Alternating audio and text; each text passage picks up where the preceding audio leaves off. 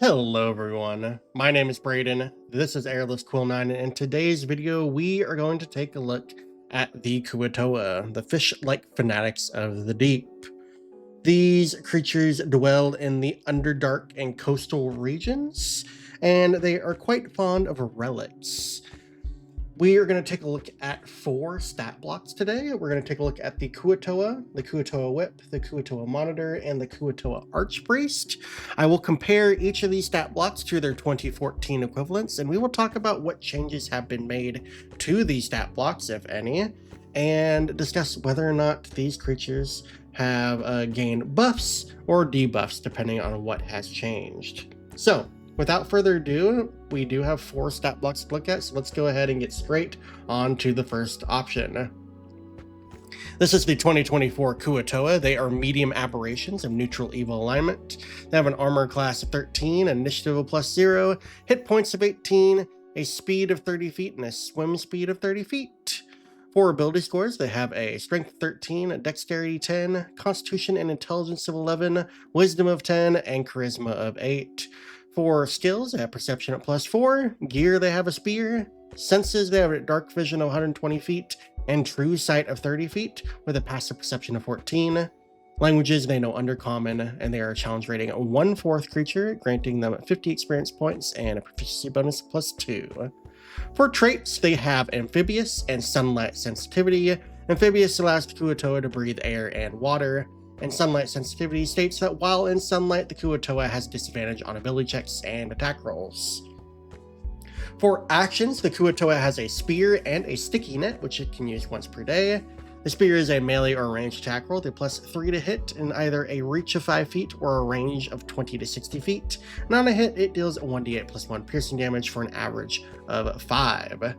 Sticky Net, of course, is a once per day ability. It targets one large or smaller creature the Kuo-toa can see within 15 feet, and that target must make a DC 10 dexterity saving throw or become restrained until the net is destroyed. It has armor class, hit points, and immunity to bludgeoning, poison, and psychic damage. The creature can take an action to make a DC 10 strength athletics check to free itself or another creature in a net within 5 feet, destroying the net on a success. The Kuo-toa also has a reaction called Sticky Shield.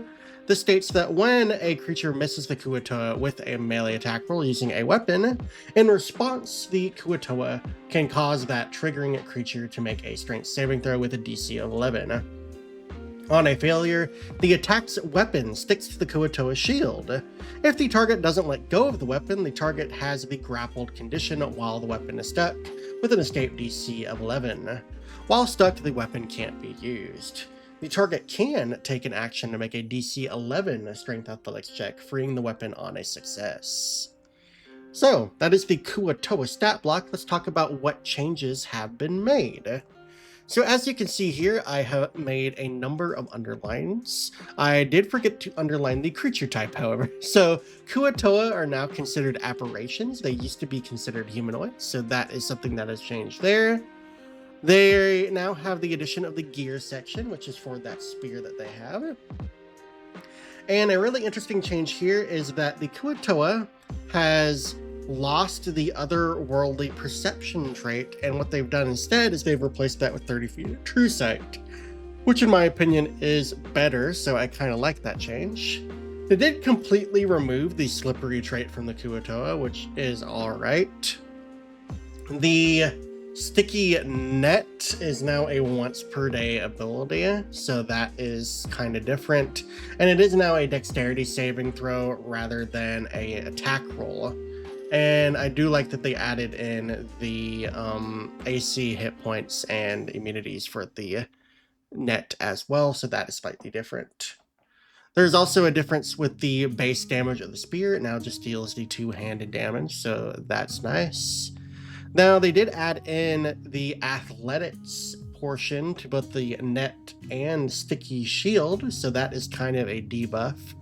And sunlight sensitivity now grants disadvantage on ability checks rather than just wisdom perception checks that rely on sight. So that is kind of a debuff as well.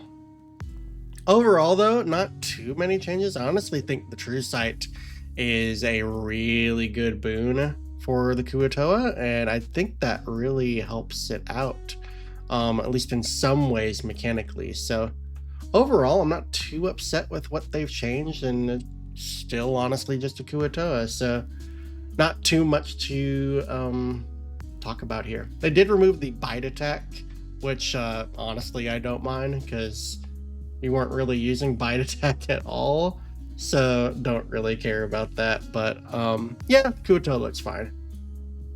Next up, we have the Kuo-toa Whip.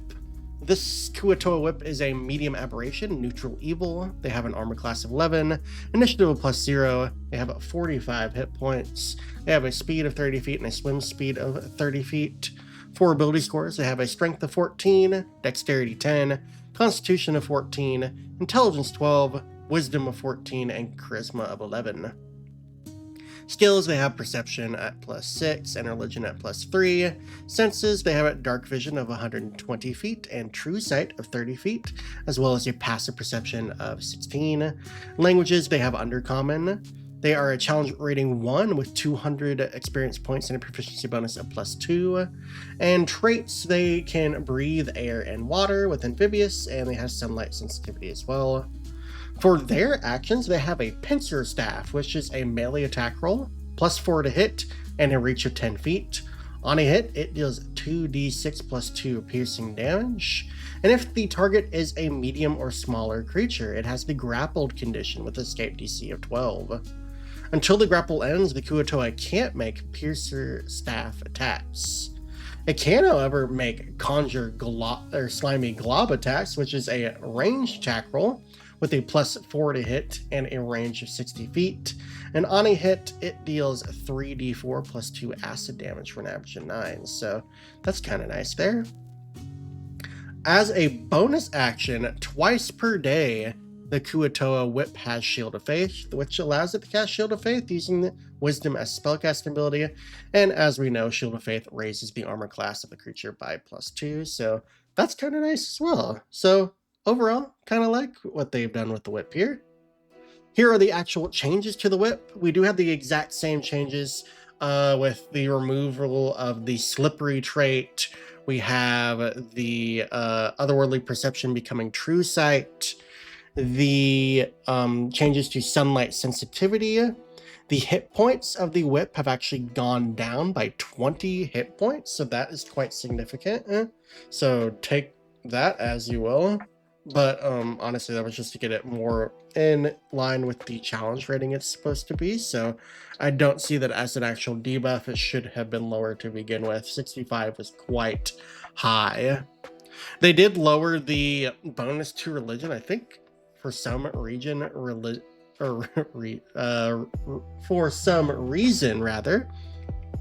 religion was using the wisdom modifier and not intelligence like it's supposed to, so that's why that bonus has gone down by 1, so that makes sense. Pincer staff is quite interesting. It used to be only 1d6, now it is 2d6, so that is why the damage has gone up for that. And the escape DC went from a 14 to a 12. I don't know why it was a 14, because that doesn't make sense mathematically, but it is now does make sense mathematically as a 12. So that is probably why that has changed. They've removed the multi-attack, which is probably why the damage for pincer staff went up, which makes sense. They've removed the bite attack, and they now have a range attack and conjure slimy glob. So that is quite nice. And then they have removed spellcasting from the stat block in its entirety. The only remnant of that is Shield of Faith, which they have reduced the amount of times you can cast it to twice per day, which is all right because who really cares? It's Shield of Faith. But yeah, those are all the changes to the Kuo-toa Whip. Yeah, they did get debuffed, but honestly, they were probably a little overtuned, and it is nice that they got a ranged option now, so can't really complain about that. On the other hand, we have the Kuo-toa Monitor for 2024. This is a medium aberration, neutral evil, armor class of 13, initiative of 0, 65 hit points, speed of 30 feet, swim speed of 30 feet. Ability scores, we have a strength of 16, dexterity 10, constitution of 14, intelligence of 12, wisdom of 14, and charisma of 11. Skills, we have perception +6 and religion at +3. Senses, we have no changes here. Dark vision 120 feet, true sight 30 feet, and passive perception of 16. Languages, undercommon, challenge rating 3 for 700 experience points and a proficiency bonus of +2. Traits, we get amphibious and sunlight sensitivity. And in the action section, the monitor has a multi-attack, allowing it to make 2 Bone Whip attacks. Bone Whip is a melee attack roll with +5 to hit and a reach of 10 feet. On a hit, it deals a 1d6 +3 slashing damage plus 2d6 lightning damage, and the target can't make opportunity attacks until the start of the Kuo-toa's next turn. I do find it funny that the monitor is the one that has the whip, and the whip has a staff, so I don't know why, but that's just kind of funny to me that that's the case. So here are the changes here. We do see that the strength score of the Kuo-toa monitor has increased. The bonus for religion has gone down by 1 because of what happened beforehand that I mentioned in the last stat block. True sight has replaced otherworldly perception. Slippery is completely gone.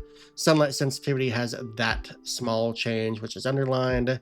And then the multi-attack and the bone whip are completely new, at least in terms of how they function in 2024. So they have removed bite and unarmed strike and now just have an entirely new attack. So yeah, those are the main changes here, other than the change to the creature type, as I've mentioned before, but that's across the board. So yeah, Kuo-toa monitor, pretty cool. I do like the flavor of the bone whip attack. It does the exact same thing that the unarmed strike used to do, so I can't really complain. I kind of like the flavor change there in the very least. Last on our list, we have the Kuo-toa Archpriest. They are medium aberrations, neutral evil, armor class 13, initiative +2, 105 hit points, speed of 30 feet, swim speed of 30 feet. Ability scores are strength 16, dexterity 14, constitution 16, intelligence 13, wisdom 16, and charisma 14. Skills, we have perception +9, religion +4. Senses, dark vision of 120 feet, true sight of 30 feet, and a passive perception of 19. Languages, we know undercommon. We are challenge rating 6 with 2,300 experience points and a proficiency bonus of +3. Traits, we have amphibious and sunlight sensitivity. Finally, we get to actions. We have a multi-attack that allows the Kuo-toa to make 3 strange scepter attacks. Strange scepter is a melee or ranged attack roll with a +6 to hit, a reach of 5 feet, or a range of 120 feet. On a hit, it deals 5d6 +3 lightning damage for an average of 20 damage, which is quite cool. Spellcasting. The Kuo-toa casts one of the following spells, requiring no material components, and using Wisdom as the spellcasting ability. Spell save DC 14. At will, it can cast Detect Magic and Thaumaturgy, and then once per day each, it can cast Destructive Wave, Divination, Hold Monster as a level 6 spell, Scrying, and Tongues. As bonus action, it can cast Shield of Faith twice per day, which is the same thing that the whip could do, so not a change there. But yeah, pretty decent looking stat block if I don't say so myself. Alright, so here are the main changes between the 2 versions of the stat block.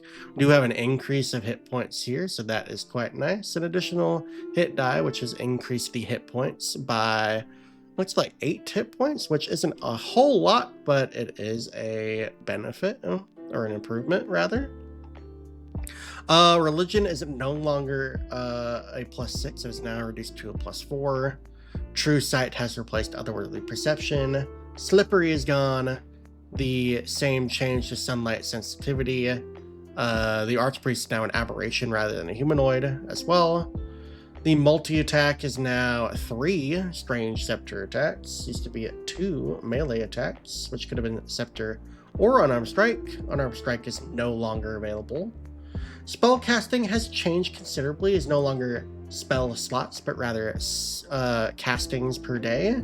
So they have lost Guidance, Sacred Flame, Sanctuary, Hold Person, Spiritual Weapon, Spirit Guardians, Control Water, and Mass Cure Wounds. But they did gain Destructive Wave and Hold Monster. So those are two pretty good options, if I do say so myself. And Shield of Faith has a limited number of uses now, twice per day, so do with that as you will. The Scepter is a ranged option now, which it wasn't before, so that's kind of neat. And it does deal the same average damage, but is now entirely lightning damage rather than some bludgeoning as well. So yeah, pretty interesting here. I don't really have too much to say on the Kuo-toa, but yeah, pretty decent changes to the Kuo-toa stat block there. So yeah, that is all for Kuo-toa stat blocks. If you enjoyed Kuo-toa, I hope you enjoyed this video. Please give it a thumbs up and subscribe if you like this content. Until the next video, thank you all for watching, and I will catch you all later. See ya.